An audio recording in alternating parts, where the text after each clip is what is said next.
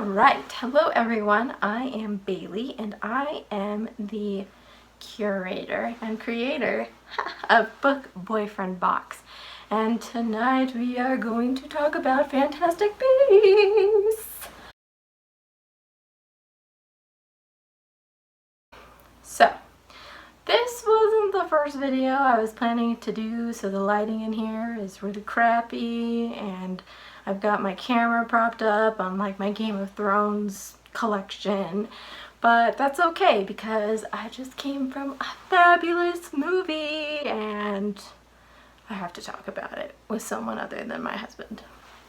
Here's me and my pygmy pup, so obviously I'm ready to talk about Beasts. Mwah! It's so cute and squishy! What did you all think of Fantastic Beasts and where to find them? Because I thought it was really weird to be watching a Harry Potter film with absolutely no idea of where it was going to go. Anybody else experience this? I thought it was really unsettling at first. So I thought they did a great job with the plot. Eddie Redmayne was gorgeous. Let's talk about Eddie Redmayne for a second. He was perfect! Perfect. Perfect. He just played the cute, adorable, awkward nerd from Britain so perfectly. He's such a talented actor. Yeah, I thought Newt was pretty great, and Taylor and I are already planning our Fantastic Beasts cosplay. He's gonna be Newt. I'm gonna be something else. I mean, can't go our lives without wearing that fantastic Eddie Redmayne Newt Scamander scarf. So there's this creature in the movie called an obscurial. It was a little confusing. Was anybody else confused by this? Just a little about how a person becomes an obscurial.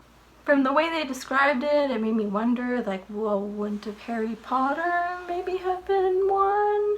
Obviously he wasn't, because that wouldn't have worked out for the rest of the books. I thought it was an interesting new development in the wizarding world that we haven't seen before, and I'm hoping that they'll continue it into the next couple films. I'm pretty confident that they can turn the story of Newt Scamander into a 5-part series. I'm not sure what's going to happen in the next parts by any means, but I'm feeling pretty good about it. A part of the movie that I thought was really cool was the opening credits, because they had the wizarding newspapers and it just flowed through all these different headlines and it was really well done. So this Wizarding World story had a pretty different tone than I feel from the Harry Potter series. Harry Potter gets pretty dark towards the end of the series, but it also maintains a lot of that quirk factor, and the first couple books are really lighthearted, and the building into the darker parts of the story happens gradually. Oh, Fantastic Beasts threw some serious issues at you right at the bat. But I liked it. I liked that we got an adult perspective into this world as opposed to seeing it through the eyes of teenagers. I'm not sure that all the parents in the movie theater expected it to be that way when they're bringing their 5-year-olds. I don't know, I would have been kind of scared at some of the stuff in Fantastic Beasts as a 5-year-old. We got a look at the Thunderbird, which was amazing.